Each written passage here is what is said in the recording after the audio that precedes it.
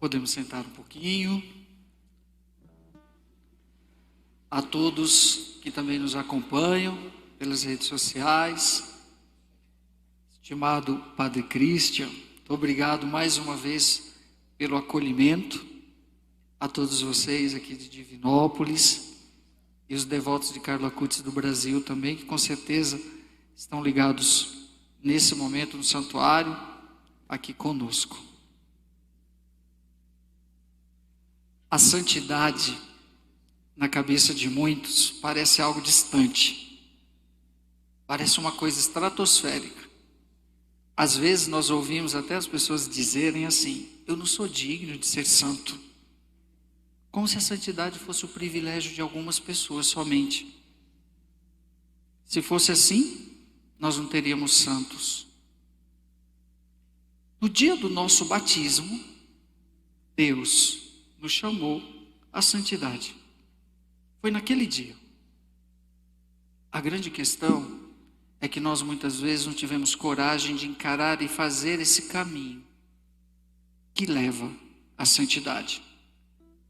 Aí nós encontramos um jovem como Carlo, uma criança como Carlo, que desde cedo já manifestava o desejo pelo céu.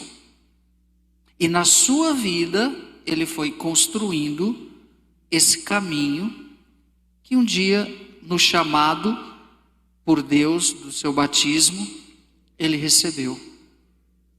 E nós ouvimos muitas vezes os jovens dizerem isso. Aí de repente, no ano de 2020, com a pandemia, eu estava lá com a família do Carlo, nós vivemos ali quase 3 meses confinados numa quarentena. Eu nem sabia o que era isso, quarentena. A Itália enfrenta o início de tudo isso, primeiro país do Ocidente a enfrentar tudo isso. Eu fui para um tipo de trabalho lá na Associação Carlo Acutis, e de repente tudo mudou e a gente estava ali dentro de casa. E o que nos sustentou foi a Eucaristia. Um dos dias no almoço, a gente conversando, que sempre o almoço italiano demora, a gente dá muita risada e conversa. Eu rezava a missa e depois a gente ia para o almoço, ficava até umas 4, 5 horas da tarde batendo papo. Aí conversando em altos papos com Dona Antônia: Dona Antônia, a senhora já prestou atenção que o mundo todo ficou sem missa? A Itália ficou sem missa, mas a família do Carlo não ficou nem um dia sem missa? Porque ele trouxe um padre lá do Brasil e colocou dentro da casa dele e tinha Santa Missa todo dia.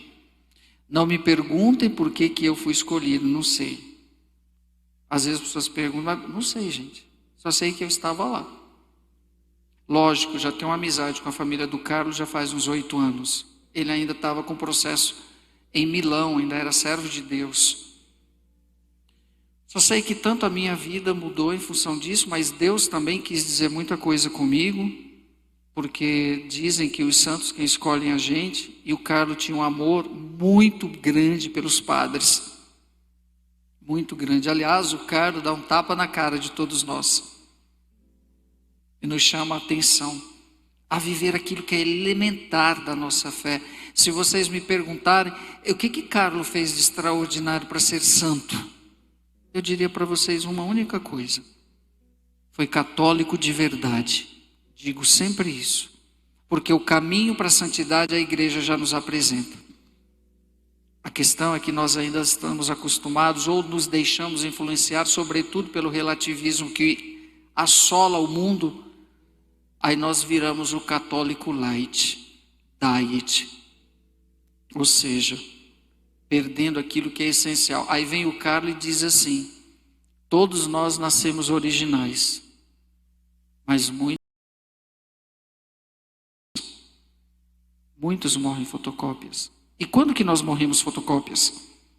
Quando nós deixamos de lado o que é essencial e nos prendemos às coisas periféricas. Quantas pessoas, não diria só os nossos jovens não, mas quantos de nós adultos vivemos de bagatelas, de coisas frívolas, sem sentido, vazios de tudo. Aí vem o Carlo Tem um ditado que diz que santo de casa não faz milagre, né? Faz sim. Carlos fez o milagre primeiro em casa. Carlos fez o milagre primeiro em casa. Porque embora a família fosse uma família católica, não era uma família praticante como nós entendemos. Eu lembro das boas conversas que eu tinha com a avó do Carlos, com a Luana. Dávamos boas risadas. A Luana é um verdadeiro acervo das coisas do Carlos. Quanta coisa ela me contava. Mas teve duas que sempre me marcou muito, inclusive. Eu coloquei no livro que eu fiz. Aliás, esse livro eu fui provocado para fazer, porque chegou alguém para mim: padre, o senhor não pode ser egoísta, o senhor tem que falar para a gente que o senhor viveu lá. Ah, meu Deus. Tá bom. Foi Carlos. Foi numa conversa com a dona Antônia que saiu o termo, foi Carlos.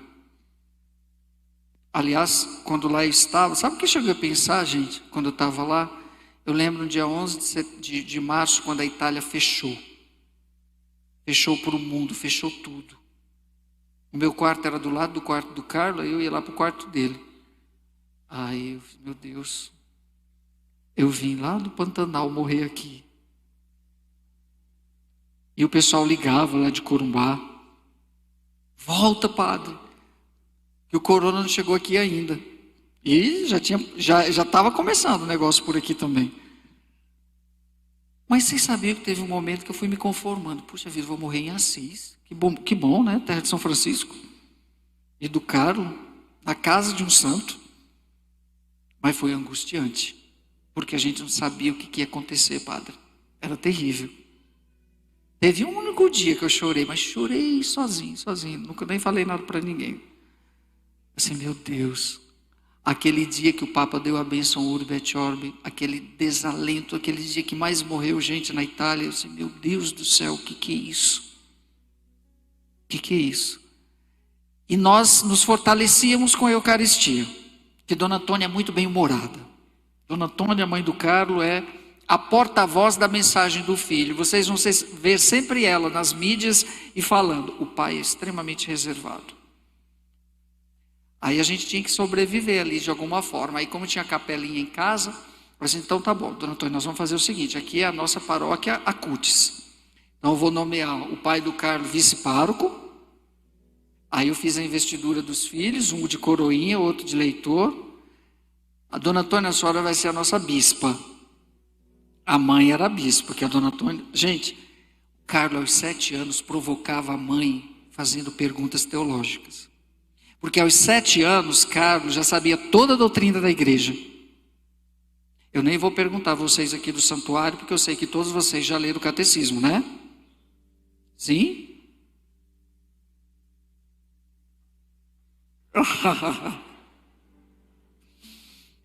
Carlos sabia tudo aos 7 anos. A biblioteca do Carlos era assim, ó, de livros. A vida dos santos, ele era expert. O Michele, se Carlos fez a primeira comunhão com os 7 anos, os irmãozinhos do Carlos fizeram com 5. Uma graça os dois. E Carlos provocava a mãe fazendo perguntas e Dona Antônia não sabia responder. É aí que Dona Antônia pede a orientação para o pároco lá. Não, a senhora vai ter que estudar. Dona Antônia fez teologia. Hoje Dona Antônia coloca qualquer padre no bolso. É uma excelente teóloga. Provocada por quem? Pelo filho. Olha que interessante. Pelo filho. E duas coisas muito belas e bonitas que eu sempre falo, que eu guardo, que a avó do Carlos dizia que ele era. Solare. A expressão italiana. Solare. Carlos era brilhante. Ele era luz. Quando ele chegava, parecia que tudo ficava. E ele era, como dizia Luana, Carlos era ligeiro, leve. Todo mundo queria ficar perto do Carlos. Porque era bom estar do lado desse menino. Era agradável. Quando ele chegava, que estava às vezes aquela confusão, você já viu o italiano conversando, né? Você jura que está acontecendo uma briga. E Carlos chegava com a leveza. Mas é porque o italiano é sanguíneo. É sanguíneo. Você pensa que está brigando. Eu aprendi muito a conviver com eles, porque quando eles gritam, você grita junto e tudo fica bem. Né? Fica uma maravilha, principalmente em Roma. Né? O padre já foi lá, já viu como é, né? Grita junto, gente, que tudo vira um amor. É o jeito de ser. Você vai convivendo. Então o Carlos era leve.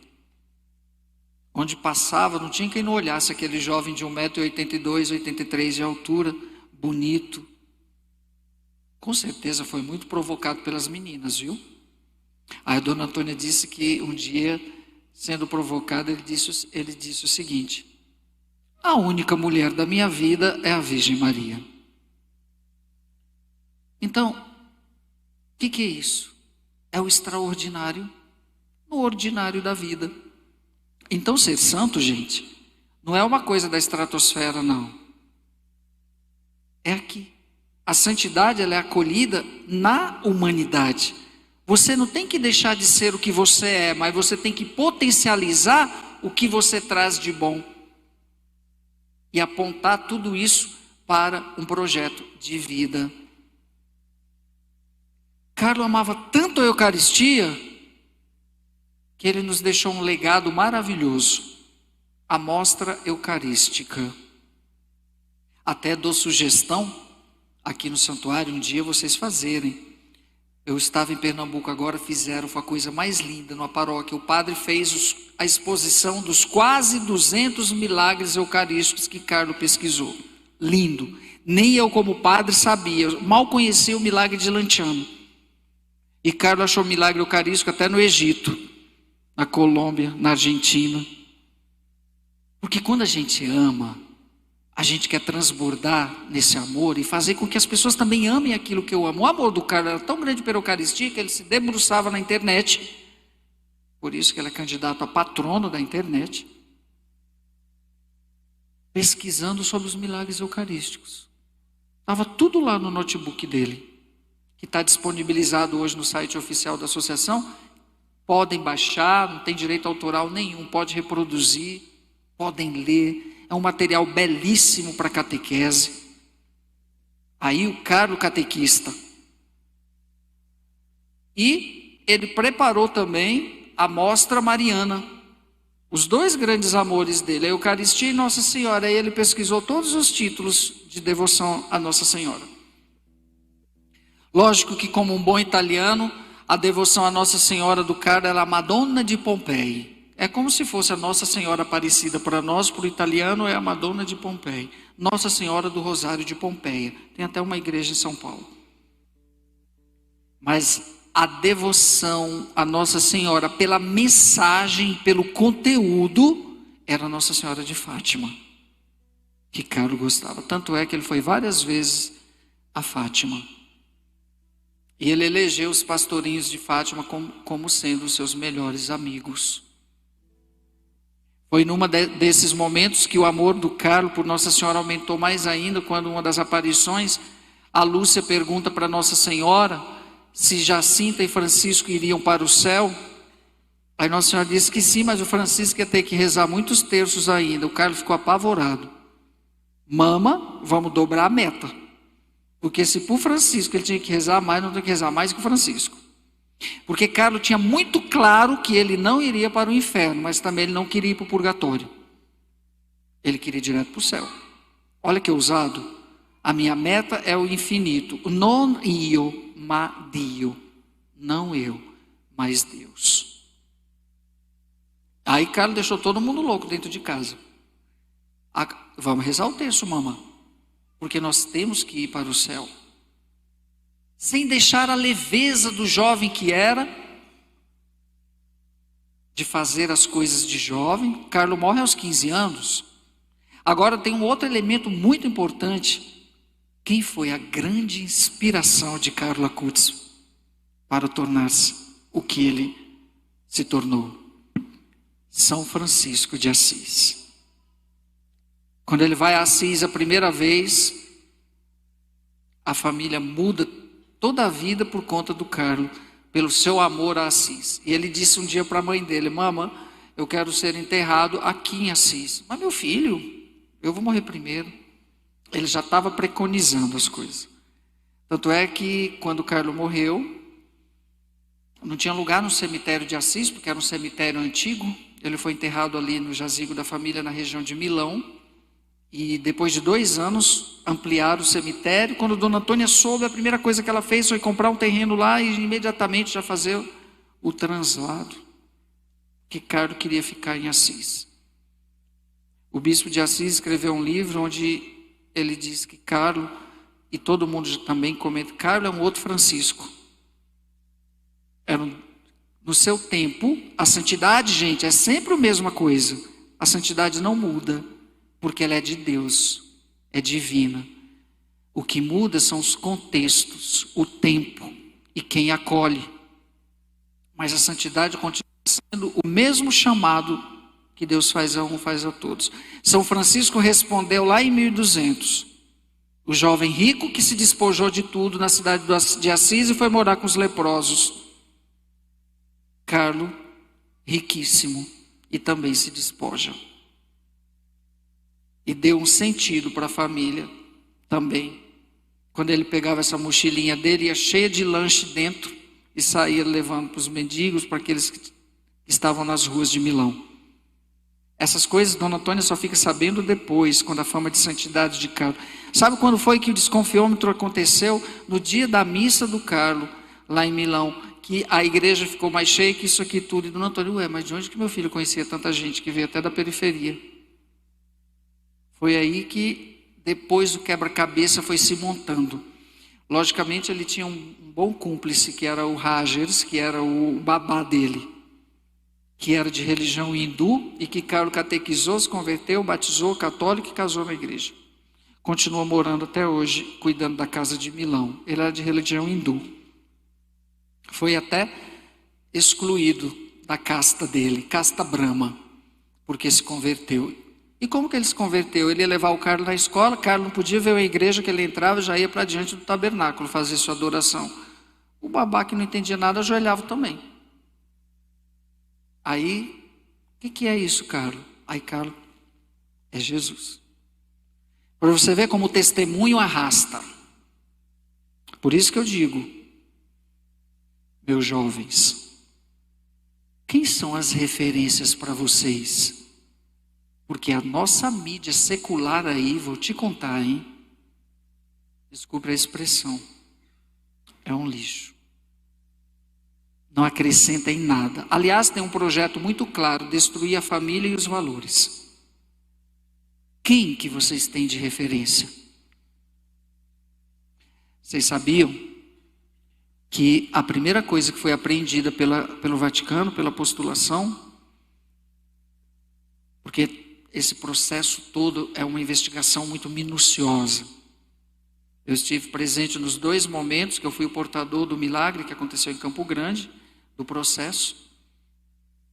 O momento mais extenso é de servo de Deus para venerável, porque para beato espera-se o milagre e agora para canonização mais um. Mas o mais interessante é que ainda funciona hoje uma expressão muito antiga na igreja, hoje não usa muito, que tem dentro da congregação pela causa dos santos, tem aqueles que são pagos, que a gente chama de advogados do diabo. São pagos para achar alguma coisa que deponha, que desabone a moral, a integridade do candidato a santo. Eles trabalharam tanto e não encontraram nada do Carlos. Mas aí teve uma coisa que talvez eles pensavam que iam achar alguma coisa. A primeira coisa que foi apreendida foi o notebook do Carlos. Um trabalho de CIA, de serviço secreto. Fizeram uma varredura completa no notebook do Carlos. Vocês sabem que hoje não adianta, fica tudo registrado. Ainda tem uma tal de nuvem, meu filho, cuidado com essas nuvens.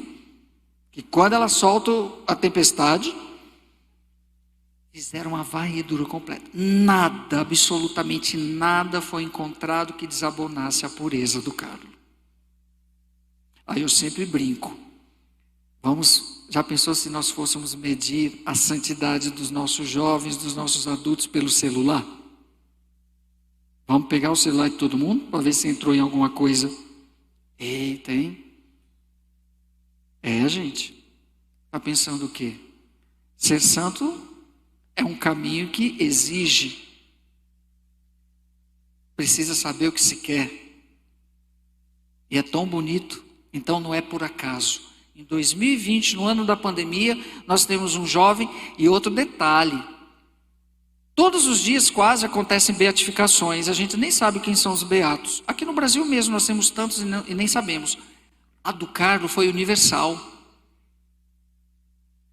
Ali naquela semana da beatificação dele, Dona Antônia deu entrevistas até para TVs árabes, que nem são católicas.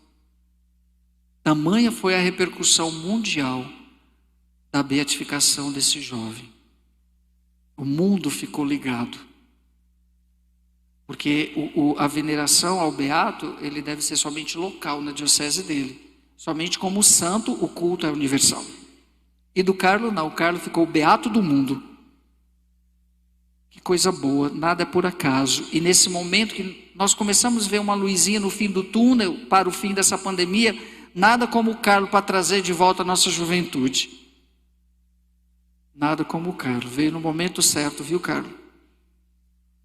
Para dizer para os nossos jovens, a santidade existe, é só você querer, você não precisa deixar de ser o que você é, mas você precisa acolher em primeiro lugar o que você é, e a partir daí, fazer o processo de eliminar aquilo que de repente pode atrapalhar a tua vida para chegar nesse ideal. É por isso que muitas vezes as pessoas preferem abandonar porque elas não querem fazer esse caminho que vai exigir um encontro consigo mesmo, uma renúncia de si mesmo. Quantas vezes Carlos fazia sacrifícios também de oferta a Deus. Gostava sempre de ir ao Monte Alverne, onde São Francisco recebeu os estigmas. Porque São Francisco foi sua grande inspiração. E olha que coincidência, onde que está o corpo do Carlos hoje? No santuário della Spoliazione, ou seja, traduzindo, no santuário do despojamento. É o local do lado da casa do bispo. Lembra do episódio onde Francisco ficou completamente nu, tirou as vestes, entregou para o pai dele? E o bispo foi lá depois. Naquele local tem um santuário. E o corpo do Carlos foi transladado para lá depois da exumação. Aí teve um outro grande detalhe bonito que foi o corpo do Carlos está intacto. Aqui é bom a gente explicar a diferença de incorrupto e intacto, porque às vezes as pessoas fazem uma confusãozinha. Corpo incorrupto não existe de nenhum santo, só de Jesus. Agora, a incorruptibilidade, ela tem graus. E o intacto, que significa todo inteiro, ou seja, não houve decomposição, é um dos graus da incorruptibilidade. Mas não chega como o de Jesus, que Jesus ressuscitou o corpo incorrupto, vivo. O do Carlos estava todo inteiro, nada se decompôs, nem os órgãos internos. Quem assistiu à beatificação viu que a mãe entrou com o coração do Carlos, que está lá na Catedral de Assis, quando vocês forem lá, na Catedral São Rufino, está o relicário com o coração dele. Então, isso não é o mais importante. A grande relíquia do corpo do Carlos não é o mais importante. O mais importante é a santidade dele, como dizia o pai dele. Não é o que sobrou do meu filho, mas é a santidade dele. Mas também isso é um sinal. Também isso é um sinal. Eu vi o corpo do Carlos sendo tratado. Foi emocionante ver. Aquele jovem, até ressecado como estava, continuava belo. Lógico que tem que ser feito todo um tratamento para ser exposto. E é colocado, já respondo porque as pessoas sempre têm dúvida, é colocado depois da hidratação que é feita, uma película de silicone no rosto. É uma máscara de silicone. Porque não vai expor um cadáver, a aparência de cadáver ressecado, né? E uma semana antes da exposição, quem foi vestir o Carlos? A mãe. As mães brasileiras fazem assim, né? As mães brasileiras. Imagina só. Ela sempre me pergunta, o que a mãe dele sentiu? Meu Deus, deve ter sido uma dor tão grande para aquela mãe. Dona Antônia, quando abriu o caixão, que viu que o filho estava inteiro, ela falou, eu sabia. Se fosse a mãe brasileira, ia se jogar dentro, ia chorar, meu filho, né? Pode dizer, né? Como nós somos afetivos, né? Porque ele já vive a santidade do filho de tal forma que aquilo é um detalhe, né? Aquilo é um detalhe. As nossas mães brasileiras sempre ficam falando, nossa, deve ser uma dor para a mãe dela. Gente, não é dor nenhuma, é felicidade. Porque no café da manhã, no almoço, na janta e antes de dormir, a gente só fala do Carlos lá na casa dele. Ele está mais vivo e mais presente que tudo. Que coisa bonita. E depois, o primeiro milagre do Carlos, a mãe disse que o primeiro milagre aconteceu com ela. Porque Dona Antônia não podia engravidar mais. E aos 43 anos, 4 anos depois da morte do Carlos, ela engravida de gêmeos. Hoje tem 11 anos. Francesca e Michele. Olha que coisa bonita. Aos 43 anos, Dona Antônia engravidou e não podia. Hoje ela tem 54 anos. Então, são sinais que Deus vai dizendo, vai mostrando, mas isso tudo é porque houve um acolhimento. A santidade, antes de tudo, é um acolhimento que você faz, porque Deus não vai invadir o coração de ninguém. Deus convida. Você aceita se você quiser. Senão Deus deixaria de ser Deus, né? Se Ele interferisse na sua liberdade. Porque quando nos criou, nos deu livre-arbítrio. A questão é que Carlos tinha esse desejo do céu. Porque uma leucemia que o mata em 3 dias, e uma leucemia que na época, em 2006, não tinha nem tratamento quimioterápico e hoje tem. Que coisa. E lá todo mundo preocupado, e Carlos diz, os médicos entraram, sabia que ele estava passando por dores terríveis, porque era uma espécie de derrame que ia dando em todo, até chegar ao cerebral. Quando o Carlos morreu, transpirou sangue, porque as veias explodiram todas, ficou todo roxo. E ele dizia, não estou sofrendo. O Papa sofre mais do que eu. Ele que consolava as pessoas que chegavam lá no leito, que a mãe e a avó ficou o tempo todo. Aí ele pediu à mãe para trazer o padre, que ele queria confessar e comungar. Aí Dona Antônia trouxe o padre. Quando o padre saiu, encontrou Dona Antônia e só disse assim para ela, seu filho é santo. Nunca mais ela viu o padre, foi o primeiro padre que ela achou ali. Seu filho é santo. Ela ficou com aquilo na cabeça. Aí logo depois Carlos morreu. Olha que coisa, né? Então, Carlos era realmente como Francisco. Não via a morte como nós vemos, como um grande terrorismo, com medo. Não. Carlos via a morte como irmã. Porque a morte é necessária para quem quer o céu. Agora, quem não quer o céu, quer ficar aqui sempre. Aí tem medo de morrer. Lógico. Medo é falta de fé, né, gente? Medo é falta de fé, porque quem tem fé não tem medo. Lógico que agora vocês vão sair daqui dizendo, quero morrer. Não, não é isso. É o acolhimento daquilo que é essencial para um fim, para o meu objetivo, que é a santidade. Teríamos muitas coisas para continuar falando aqui, né? Acho que já deu tempo. Poderíamos falar muitas coisas, porque tem muita coisa a ser dita ainda do Carlos. E eu realmente fui privilegiado em viver o dia a dia ali com a família. Ficava encontrando o Carlos em cada um ali. E hoje estamos aqui podendo testemunhar isso também, que eu não esperava e aconteceu. Mas para finalizar esse momento, todos os lugares que eu estou passando, estou deixando uma lembrança. E o Carlos chegou no santuário Frei Galvão para ficar.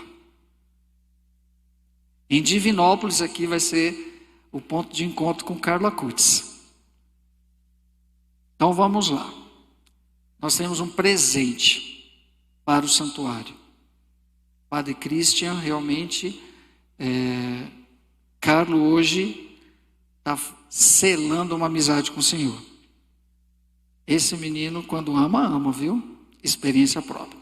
Primeiro presente, vamos trazer aqui o primeiro presente. Primeiro presente belíssimo para este santuário. Isso. Ajuda ele para abrir, para as pessoas verem. Vamos abrir aqui agora. Abre aqui. Padre Cristian, veja que coisa linda para o seu santuário.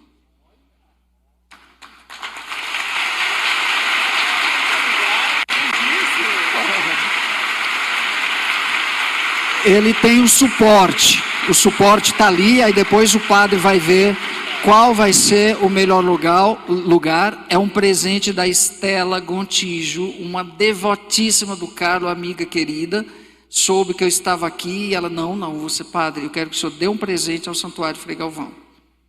Está aqui o presente, aí o senhor depois coloque onde o senhor achar melhor. Lindo, né?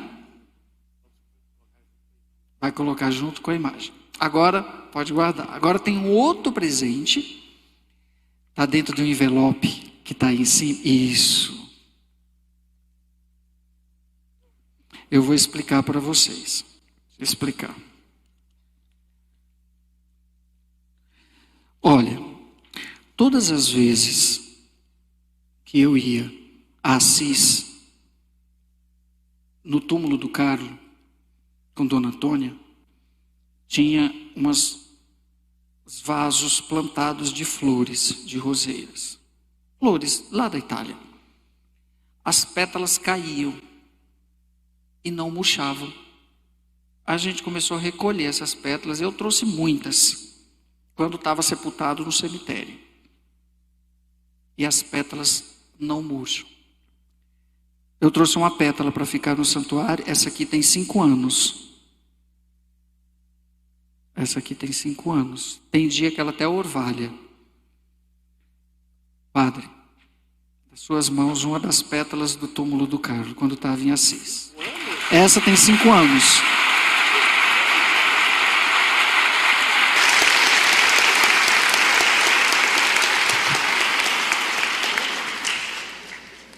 E, presente do nosso apostolado, Devotos de Carlo Acutis Brasil, uma relíquia de 2º grau, que vai ficar aqui também para o santuário. E, Padre Cristian, o Carlos chegou chegando. O Carlos chegou chegando. Pronto. Foi o padre mais presenteado onde eu fui, viu? Carlos vai chegando de tal forma, eu cheguei em Divinópolis, já tinha aquele quadro para ser dado de presente para cá. Olha que coisa bonita. E a pessoa, quando soube que eu estava aqui, ficou, vai entregar lá para o Frei Galvão, para o Padre Cristian. E essas relíquias, para depois o senhor colocar aí, um pequeno recado, exposição para as pessoas, veneração, e que com certeza o nosso Frei Galvão, nosso primeiro santo brasileiro, Frei Galvão. E Carlo é um ragazzo brasiliano. Sabe por quê? Porque a devoção ao Carlo é do Brasil para a Itália. Não começou na Itália, começou no Brasil. Lá em Assis ninguém nem sabia que tinha aquele jovem sepultado lá. Sabia eu que ia todo ano lá no cemitério. Mas foi do Brasil para o mundo. E não foi por acaso que o milagre para a beatificação aconteceu no Brasil. A memória litúrgica do Carlo é 12 de outubro, dia de Nossa Senhora Aparecida. E o Brasil ainda concentra uma grande população de jovens que precisam de referências de santidade, como o nosso beato Carlo Acutis. Que Carlo fique presente aqui em Divinópolis, nesse santuário, abençoando, intercedendo. Quem sabe, se o milagre sair daqui, acontecer algum milagre, relatem, façam chegar até o Padre Cristian, ele faz chegar até a gente manda para a apostolação. De repente pode sair o milagre para a canonização daqui, né? Por que não? De qualquer lugar do Brasil, de novo, ou do mundo. Tá bom, gente? Que Carlo interceda por todos vocês.